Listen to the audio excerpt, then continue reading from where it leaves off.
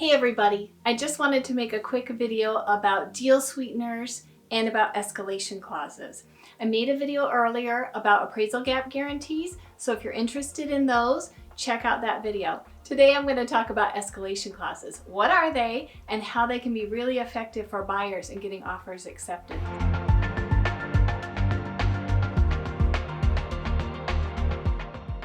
So we have a lot of tricks up our sleeve that help us get buyers' offers accepted. In fact, for all of my buyers, I have this really comprehensive buyer's guide.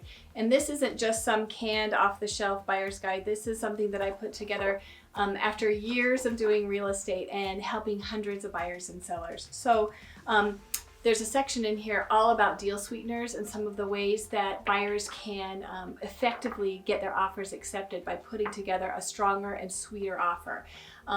When it comes to an escalation clause, what that is it says that, hey, I know you're going to get multiple offers on this house and I want to beat out those other offers. So in the escalation clause, it says that the buyer is willing to pay X amount of dollars, could be $1,000, could be $1,500, over the next highest offer that was received. So if there were competing offers received, this buyer in the contract would say that they are willing to exceed those other offers by $1,000, $1,500, whatever amount they like.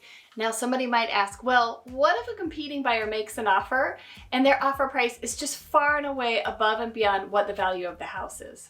That's the reason we typically cap our escalation clauses for our buyers. So let's say a house is on the market for $400,000 and we know competing offers are coming in above asking price. We would cap our buyer's escalation clause. So for example, our buyer might offer to pay $1,500 over the next highest competing offer, but not to exceed $425,000 or whatever amount the buyer decides.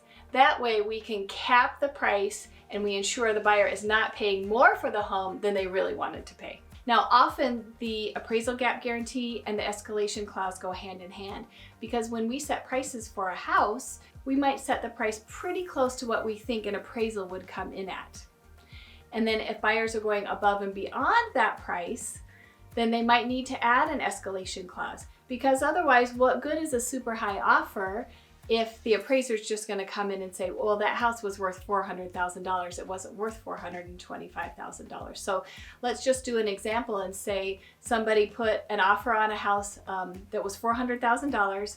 They offered $415,000, but they said they'd go $1,000 over the next highest offer that was received with a cap up to $430,000. So let's say an offer came in and it was $421,000.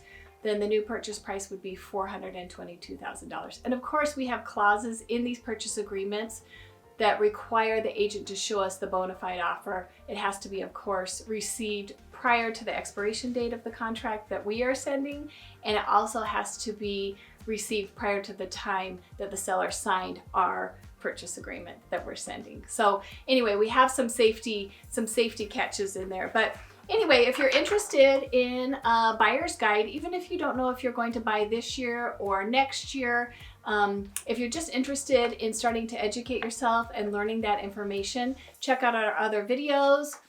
Message me or call me and let me know that you're interested in a buyer's guide and I'll send one to you. And for those who are thinking of selling, I'm going to do another video, so watch for that. But I'll do another video that's all about home selling and our seller's guide. We have a really super comprehensive seller's guide and it has a lot of tips about getting your house ready to sell, what's worth doing, what might not be worth doing. And that's especially important in this market because it is a seller's market, but you want to get as much money for your house as possible. So anyway, I hope those tips help you. Reach out to me for any questions that you might have. Make it a great home buying and selling day. And remember, if you need to sell or buy, call Michelle. Thanks. Have a great day.